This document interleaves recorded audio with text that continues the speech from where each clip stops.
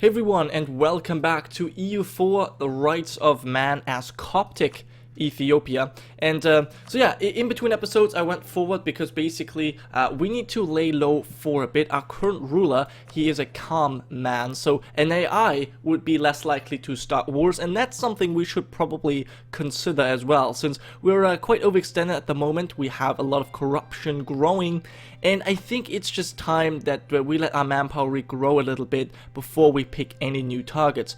Now, I've basically assembled my men here in this area, and I've also let this fort, well, manned, because we had an uprising of Kafra separatists. And here's one of the features, one of the best features, I think, of Rights of Man. One of them that I was looking forward to the most is the changes to the fort system. So now it actually makes sense to have forts in well, highly defensible positions such as mountains in highlands, because when you attack an enemy army in a fort, you actually become the defender instead of the attacker, and that's just so good. I mean, it makes sense. It makes a lot of sense, but obviously these changes, I'm blown away. I love that. So this is something I'm going to demonstrate right now. We're going to have 16,000 men against their 16,000. They have a pretty decent general, but they have fire, which is not that important in the beginning, whereas we have shock. And as I said, we will have the defensive modifiers, which is going to be very good. Now, unfortunately, because we did not give them any land, Maitri Bari has decided to break their alliance with us, but that's only going to allow us to declare war on them. Now, we do have a truce, but that will end in 5 years, so that's okay. And then they're probably the next province or the next country that we will invade. Also, as you can see, I'm improving relations with Mogadishu right here, simply because they're our new subject, and yeah, I just feel like, you know, they should like us.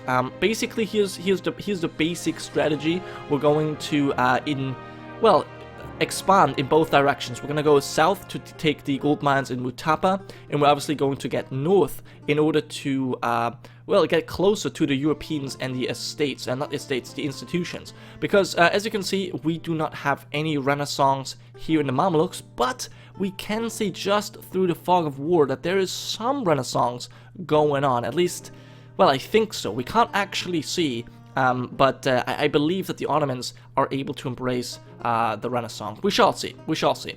But yeah, obviously right now we're going to have a heavy or a hefty tech cost. It's only at 7% right now, but this is going to go up to 50, and then the next institution will spread. So it's definitely important that we get up there.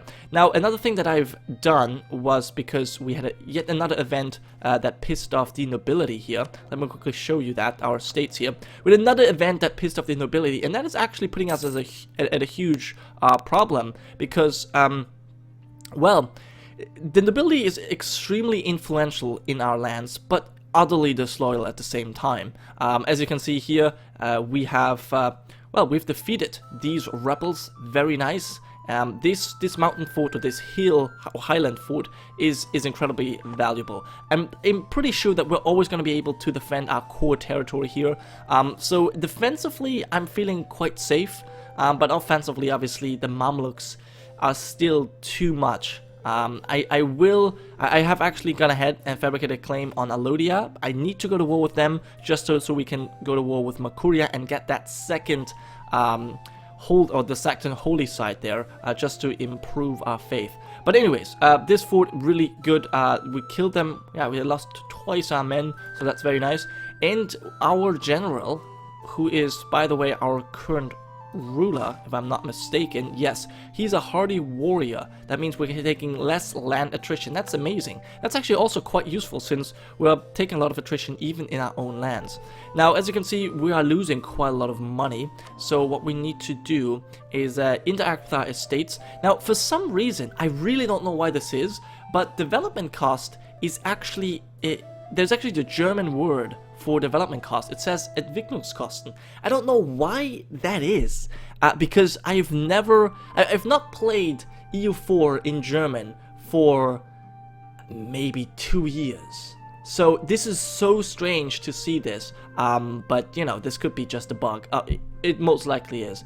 Anyways, what we're going to do is we're going to ask for a contribution. We're also no, actually, first of all, we're going to grant monopoly charters. We have so much prestige, I feel like we can definitely afford that. So we're going to do that first. We're going to improve their loyalty as well as their influence. Then we're going to go and demand some diplomatic support. It's only 50 power, but still it's worthwhile. And last but not least, we're going to ask for contribution, and that will, well, help out our treasury for a little bit. It's probably not going to be enough. Actually, now that I stopped this fort, we actually need to go and siege this on our own. That's a little bit annoying, but that's okay. We'll be able to do this. This is actually a gold province. Yeah, we definitely need to take control of this. Are we making money? Oh, we're not actually making money from gold right now, so it's important that we take that back. We're still taking attrition here, but that might have been it might only have been because we just sieged there. Okay, awesome. Now, we're actually making money now, it says. War operations, our vassals, our gold is actually helping out. Good. But we're still taking attritions here, so we should not do that. Let's instead send you to Hadia, which is Hadia and Arsi, both of which are noble controls, and we might be able to suppress these rebels a little bit. As you can see, our cores are coming in. I used a little bit of our diplo points to buy down our war exhaustion, and then I just went for coring all of these states. We actually have one territory. This is just this province right here, but that's okay. And we're also very close to converting Semnian to the true Coptic faith, which is actually our mission, and that will then give us extra missionary strength, so everything else should go faster. Alright, so we're also very close. Arduran is no longer a valid rival, so we don't have any valid rivals right now. That's problematic. It says that we have too few rivals, but who am I supposed to pick? There's no one we can pick. Maybe next month, but at the moment, there's nobody I can pick, so that kind of sucks. Mombasa has actually taken over quite a lot of provinces from Kilwa, and they've also, wow, they've just completely eaten into Malindi. Wow. And who's this? Pate. Okay. That's pretty impressive. That's impressive. So Kilwa is not really all that useful. They have annexed their subject down there. But I'm going to keep that alliance for now, simply because 4 out of 4 relations is okay. I do want to come back from Yemen. I'm improving relations with them because they could be a potential ally in the future. But yeah, nothing too sure. Revoke that embargo since it's rather costly. And yeah, apparently we cannot rival anyone. We are unrivaled in our region, which is nice, but at the same time, obviously, a little bit sad. So we're gonna improve relations with you. Yep, if we can. There you go. And let's see what else is going on. I did fire my advisor since that guy was incredibly expensive, and yeah, I think that was the right decision. We have a lot of points still, but obviously we now have a 8% penalty. Okay, well, anyways, there goes our cause. That means less corruption. It's still growing. Religious unity and the positive stability is helping out. And we could make this into a state. It wouldn't actually be all that useful, so I don't think I will do it just yet. I think I will hold off on that. Our missionaries should be done. Okay, let's see if we have any valuable advisors. Prestige and stability cost doesn't really help. Spy network construction and trade efficiency doesn't really help. And last but not least, yeah, military advisor, I don't think I'm going to go for that. I did make sure that we focus on admin, since this is probably something we're going to use a lot by coring lands here. But yeah, one of our provinces has sent representatives to request resources and support in the restoration of an old monastery, recently sacked in a bandit raid. The foundations of the stone walls were set generations ago, and the people in the area long for nothing more than to restore the building and make it a beacon of holy worship. Any aid given to the community would potentially impress the locals, so a monastery will be restored, lose money, and Lasta gets development cost for 10 years. Still don't know why that is German. Lasta. Or we lose 10 prestige. Where is Lasta? Lasta. Right there. I mean, I suppose suppose I could either lose prestige or money. Are sent home. You know what? We're not as zealous as our father was, so I don't think we're going to go for this. I think we're rather going to... Is the money or the prestige more important? What is this going to give us? Trade, morale, mercenaries, legitimacy, improved relations, aggressive expansion, institution embracement. No, I think we're gonna not do that. They can pray at home. Yeah, I think that's the right decision. Sorry, but I kind of need the money. Okay, so Karakurlu declared a war on the Mamelukes. Oh, really?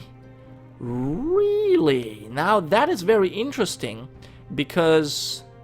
Ooh, you're fighting Georgia? We might be able to get something out of this. If I could get Suakin, we wouldn't even have to go to war with our people here. Alright, let's come back from Yemen. And I want to go ahead and fabricate a spy network on the Mamluks. If I can pounce, that would be great. That would be really great because that would open up a possibility to go to war with Makuria without having to break the alliance with Alodia. I simply don't think we can break alliances just yet. We need to be careful. Okay, so these guys are still trying to rise up. You guys are also very pissed, I can understand. And it's just Semnian. That should go away. That will go away as soon as the missionary is done, so that's fine. But the others, I'm a little bit afraid. A little bit afraid about the other provinces. These rebels, they will probably rise up. Okay, and we're in a regency. Our old monarch has decided to die a little too soon. Our heir is not quite ready to assume the role of a monarch. Okay, so another stability drop. That's not nice, but that actually is not that bad because we have a queen or Iteji, whatever you call it, regent, and she's much better than the guy we had. So we had a 1-2-1, and she's a 5-2-3. And the good thing about this is, I believe we can still declare wars. Now we don't actually have a diplomat to check that right now, and I don't want to use one, but that is pretty impressive. All right, actually, you know what? We can fabricate that claim here, and then you can stop building a spy network, and we can check out if a war is possible. Yes, we can declare wars. We can declare wars. So that's obviously also one of the really great changes. If you have a queen or king consort, then you can actually declare wars even while in a regency, and that's just amazing. It makes sense too, because why wouldn't you be able to declare war? But you know, it's something that I was definitely looking forward to. But yeah, let's see. I think we can build 2 more troops to get up to full force limit. But since we are not quite there just yet, I don't think I want to do that. So I have claims here. We're doing this. Yeah, improve relations with Yemen because they could potentially be a good ally. Who do they hate? Hejaz, Vorsangali, and Oman.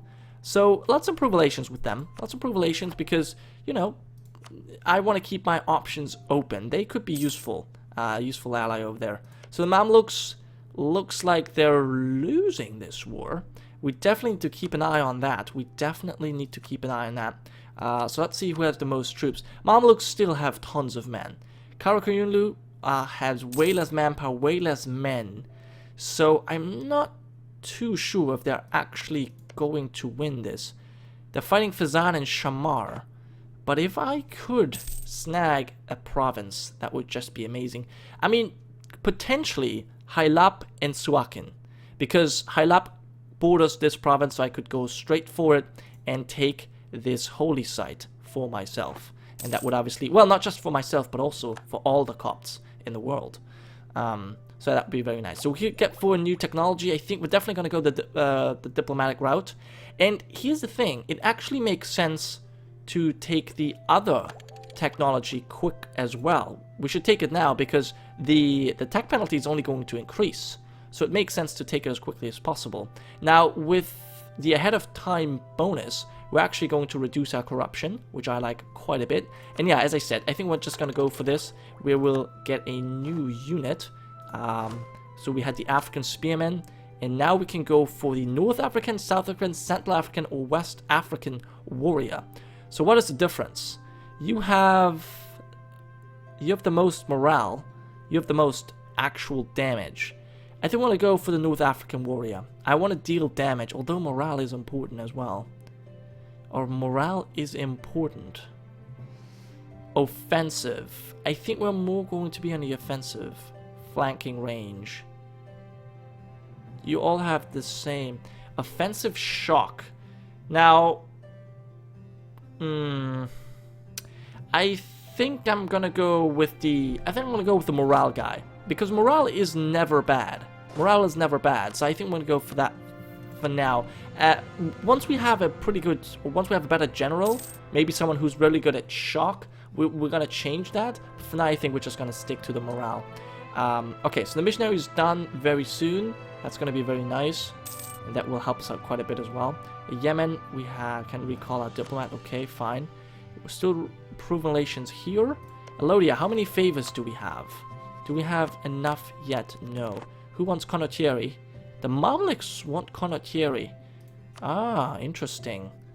You still have too many men.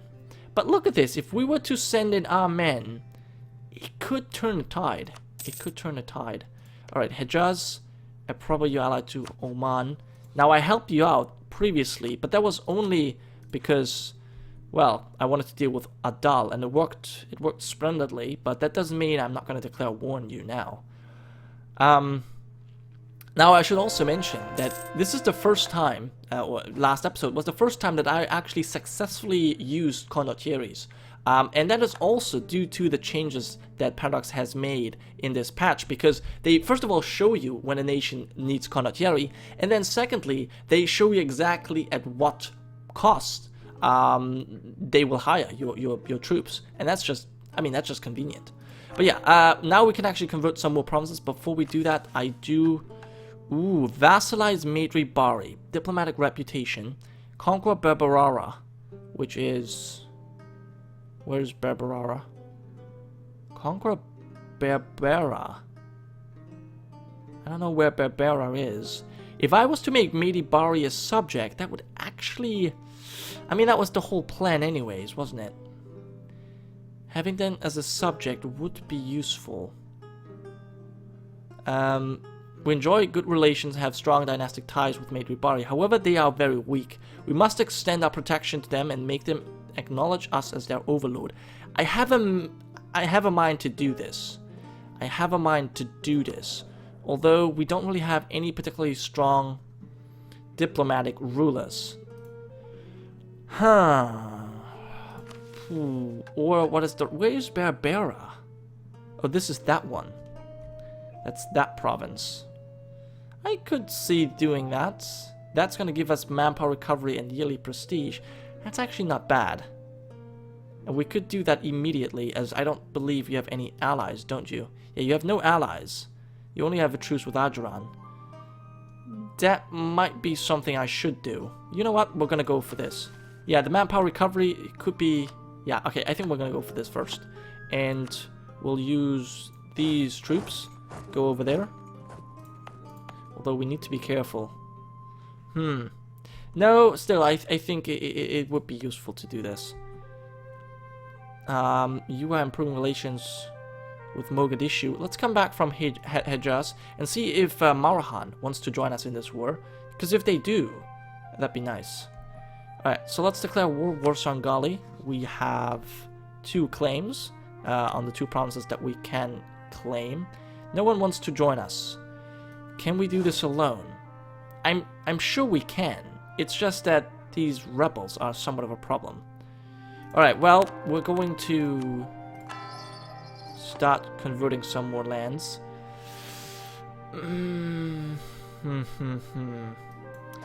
I don't think I want to do that right now. I don't think I'm going to risk that right now. It's just... No, I just don't feel comfortable. I just don't feel comfortable. They have 8,000 men. We have twice their men, but it's going to be difficult.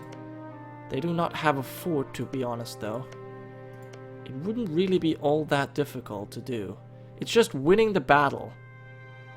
It would just be winning the first initial battle. But these rebels, though. We have no war exhaustion. Why do we have so much unrest? Religious unity. Yeah, that wouldn't obviously help us. Okay.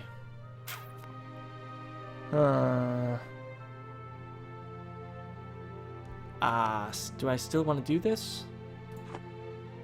We are making quite a lot of money, so I would be able to do this. Yeah, I think we're not gonna have any unrest here. Yeah, okay, I think that's what I'm gonna do. I'm gonna declare that war. Send 16,000 men there. We're actually gonna wait a little bit. Send 16,000 men. We'll have this fort online, or, well, yeah, whatever you call it. And then I think we're gonna declare the war. We'll take at least one province, maybe two, simply because we have a claim here as well. That should be a quick war. Then we'll probably take over Medibari as a vassal, and then we'll see if we can join in this war against the Mamelukes. That would be quite nice, but they're now winning. So maybe that's not gonna happen, but we shall see. Anyways though, thank you so much for watching, guys. I hope you have enjoyed, and I'll see you guys next time.